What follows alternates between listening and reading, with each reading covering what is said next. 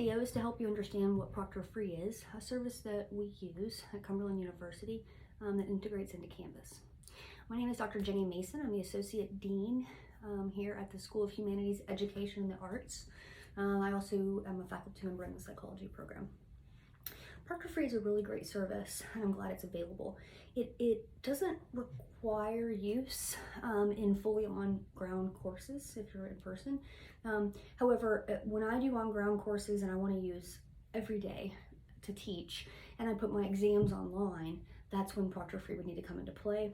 Also, if you have a fully online course, you would need to use it. So Proctor Free is used anytime any of your exams or major quizzes are being put fully online.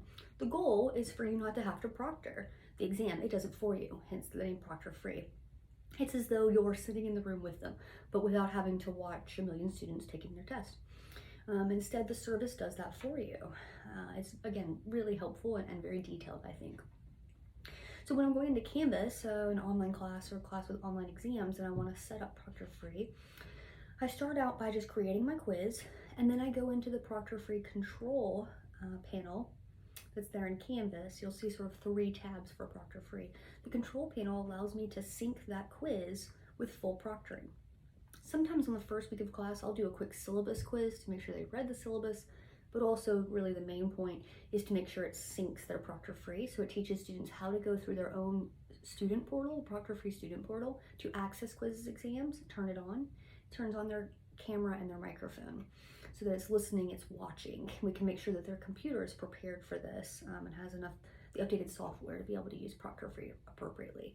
So that's why I sometimes do one that's not full proctoring, it's like sort of a test run, the syllabus quiz. And so I'll link it to that. I'll sync that with the Proctor Free control panel, and then each of my 3, 4, 5 exams, whatever I have in the course. Once the students have all taken the exam, when you go into your gradebook, you're going to see that they're all graded if they're multiple choice or whatever the case may be. But in the Proctor Free audits is where you'll see a list of the student names who've done it appropriately through Proctor Free. In my syllabus, I talk about if this is an online class or these are online exams, you must take it through Proctor Free or I won't grade it. The purpose, again, is to make sure that that student is taking the exam, not someone else for them, and also that they're taking it in the way in which you require, whether it's with a textbook or not, with a calculator, with 2 friends, or with no one else in the room. So you set up those rules, and Proctor Free watches to make sure those rules are followed.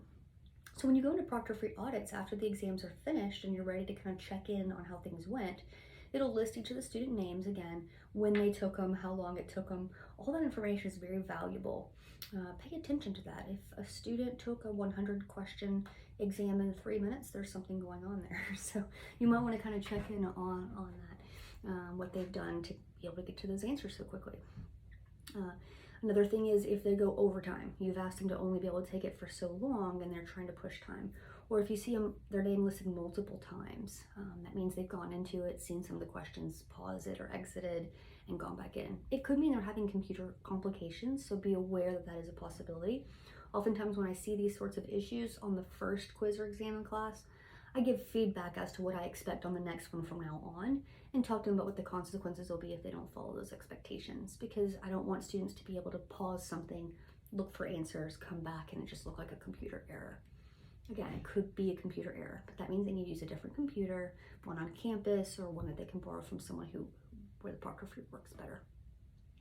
And then it'll tell you when you click on any student's name, it'll tell you specifics. It'll list like they used a notebook or a loose leaf paper, or opened a textbook, or another tab was opened on their computer. There was another voice in the room, another person, their face was out of the picture. They kept looking down and averting their eyes somewhere.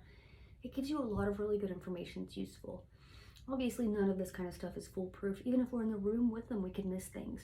But it's a great source that we've been able to get our hands on, that at least right now, we feel like works really well. And again, it is required for those sort of online exams or major quizzes. So.